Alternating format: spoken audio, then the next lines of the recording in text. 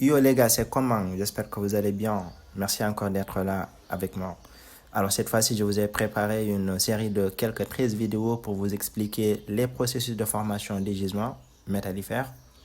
Ces vidéos sont à titre éducatif, mais aussi pour aider les personnes qui n'ont pas eu une formation en géologie de comprendre ces phénomènes qui sont simples.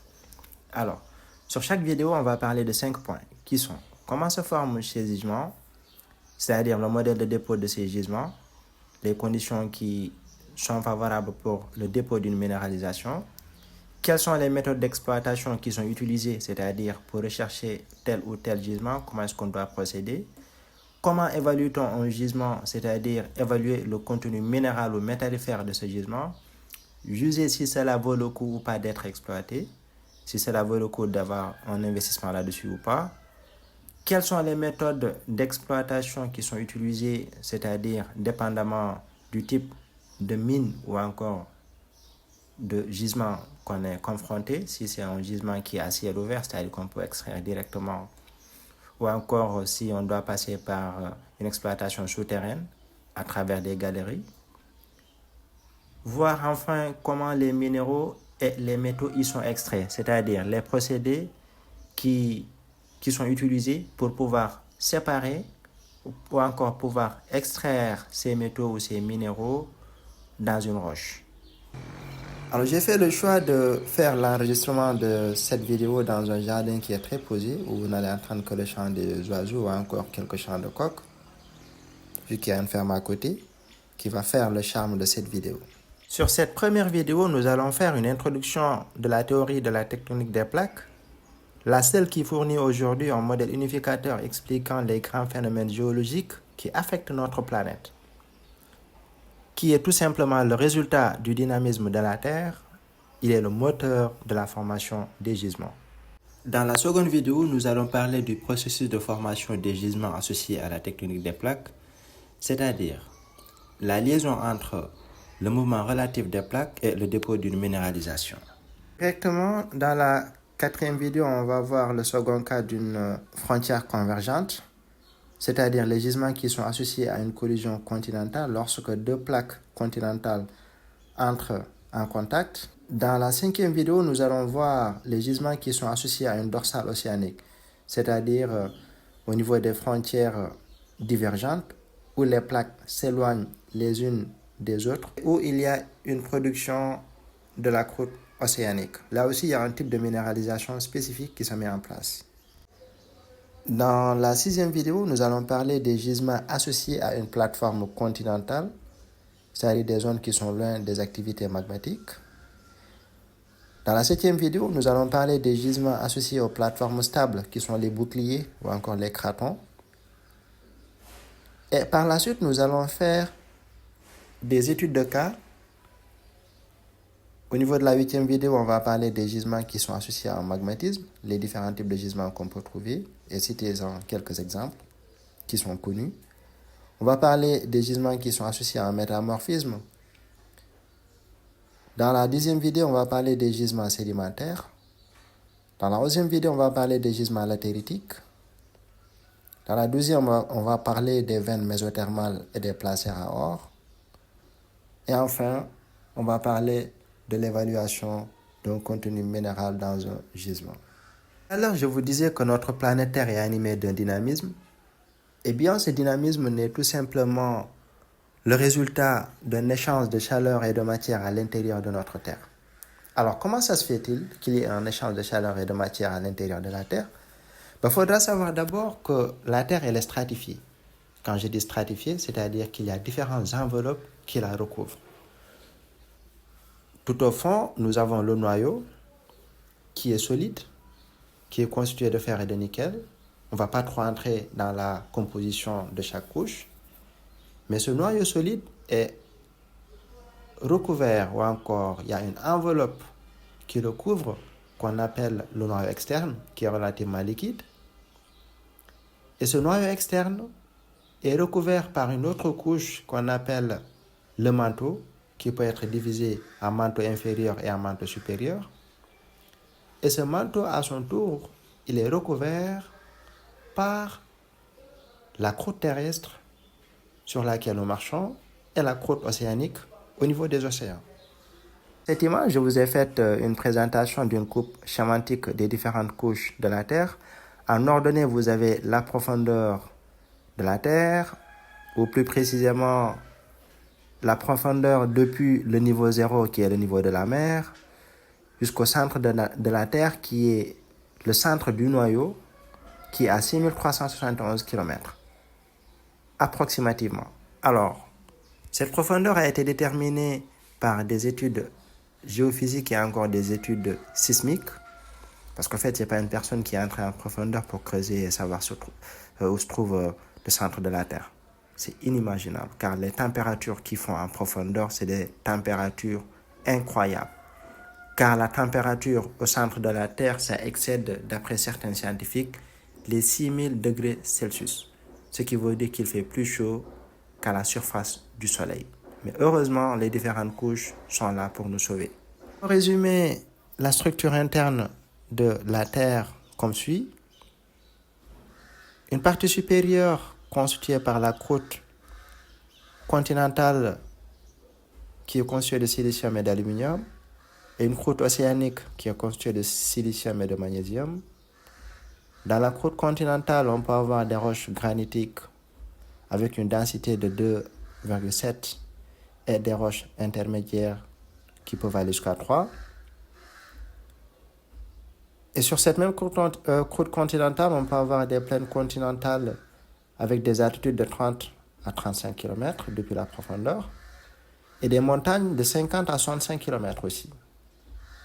Donc par rapport à la croûte océanique, nous avons essentiellement des basaltes avec une densité de 3,2 et cette profondeur de la croûte océanique peut atteindre les 5 à 15 km.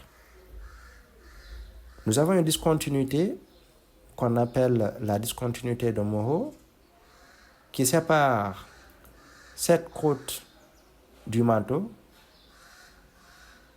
qui est tout simplement une différence de comportement des roches. Et ce manteau est essentiellement péridotitique, dont la partie supérieure se divise en deux couches. Une couche qui est rigide, dont la base se situe à 70 km sous les océans, à 150 km sous les continents. Alors, nous avons une couche qui est plastique qui peut atteindre jusqu'à 700 km de profondeur. Et nous avons aussi le manteau inférieur, qui est une couche qui est solide de 700 km en profondeur à 2885 km. Et là aussi, nous avons une seconde discontinuité qui est celle de Gutenberg, qui la sépare ou le sépare du noyau, qui est essentiellement constitué de fer et de nickel.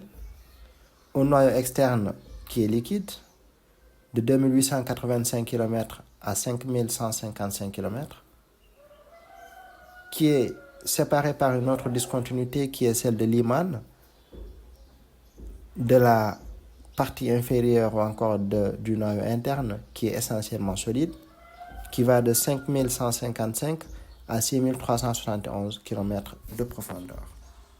Vous voyez bien la remarque de l'apparition de nouveaux termes tels que asténosphère et lithosphère. Gardez bien ces deux notions en tête, on va en parler un peu plus loin. Et aussi que la densité augmente en profondeur. Qui dit densité qui augmente va dire forcément une température qui augmente. Et qui dit température qui augmente aussi peut en faire suivre la pression qui augmente.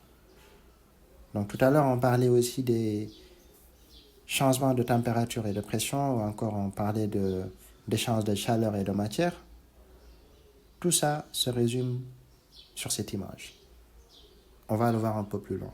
Évidemment qu'on a parlé de fer, de nickel, de silicium sur les images précédentes, de magnésium aussi, mais là, sachez que ce ne sont pas les seuls éléments constituant la Terre dans son ensemble.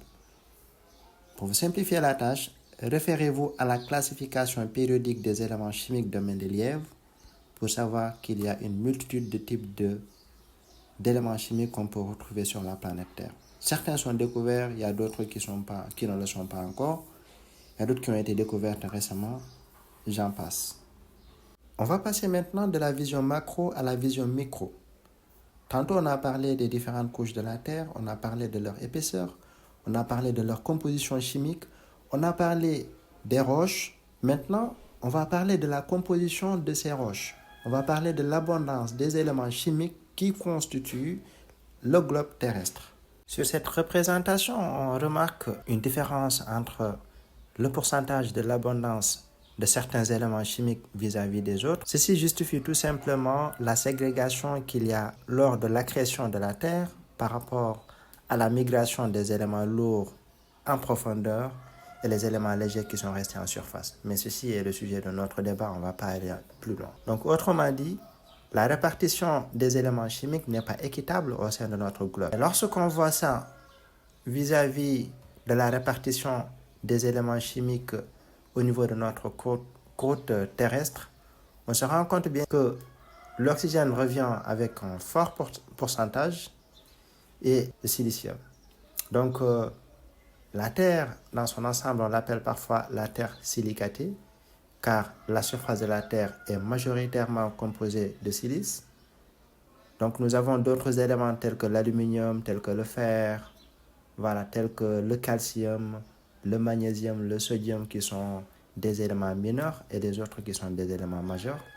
Nous avons aussi certains éléments en trace tels que le titane, etc. Maintenant que vous avez quelques notions en géologie fondamentale, on va parler maintenant de la géologie économique. On va parler maintenant des métaux qui sont vendus dans le marché. On va parler du nickel, on va parler du cuivre, on va parler de l'or, etc. Le secteur minier partage un point commun avec les autres secteurs économiques qui est le chiffre d'affaires. Et qui parle de chiffre d'affaires va élaborer des plans pour minimiser les coûts ou encore les dépenses et réaliser des bénéfices. En géologie, il y a un facteur qu'on appelle le Clark, qui est la teneur moyenne d'un élément sur l'écorce terrestre, exprimé en pourcentage ou en partie par million, ppm, comme dans notre cas. Ce facteur prend en considération quelques paramètres tels que la profondeur de la minéralisation, les méthodes d'exploitation utilisées pour l'extraction, c'est-à-dire en surface ou en profondeur. On sait qu'en surface, c'est beaucoup moins cher.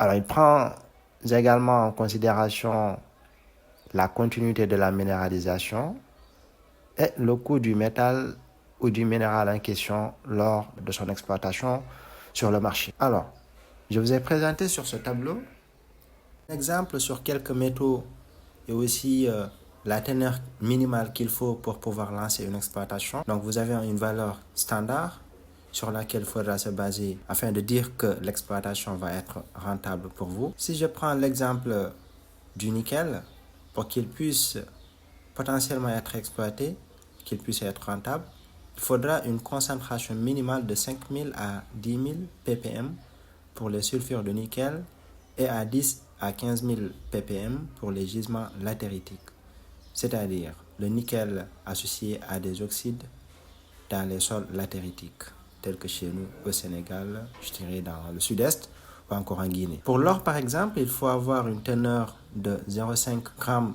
par tonne pour l'or alluvionnaire jusqu'à 1 à 1,5 g par tonne pour l'or natif. Parfois, on peut atteindre des teneurs qui sont supérieures à ça, des teneurs de 4 grammes-tonnes, des teneurs de 5, de 6, etc. Mais dans de très très rares cas. Donc pour vous dire que ces valeurs ne sont pas des valeurs qui sont exactes, mais qui dépendent des facteurs énumérés précédemment. Et comme vous le savez, qu'il s'agit de ressources non renouvelables, alors on tend vers un épuisement de ces ressources. Donc tout peut changer du jour au lendemain. Si vous savez la véritable définition du gisement, vous aurez tout compris. Car une fois que votre cible est potentiellement exploitable et économiquement rentable, elle entre dans la catégorie de gisement. Autrement dit, il sera bénéfique, vous pourrez faire des bénéfices. Et si vous investissez, sachez que vous allez en tirer profit. Une mise en contexte de ce que je viens de vous expliquer tout à l'heure, lorsque quelqu'un vous dit qu'il a découvert un gisement d'une teneur de 2 grammes-tonnes, cela veut dire que pour avoir 1 kg d'or, il lui faudra broyer 500 tonnes de roche. Alors, pour un camion qui prend 10 tonnes de roche, il lui en faudra 50 camions pour pouvoir avoir son kilogramme d'or. Figure, vous pouvez voir un peu ce qu'on appelle la tectonique des plaques avec quelques exemples sur l'image par rapport à des mouvements de divergence en flèche vert et des mouvements de convergence qui sont en flèche rouge avec des gros plaques et de micro-plaques. On va voir les détails par la suite. Et ce mouvement des plaques lithosphériques, on a bien dit tout à l'heure qu'il y avait un échange de chaleur de la Terre à l'intérieur de la Terre. Donc, il y a des mouvements de cellules de convection, voilà, qui est entraîné par d'autres phénomènes dont on ne va pas trop entrer dans le détail aussi.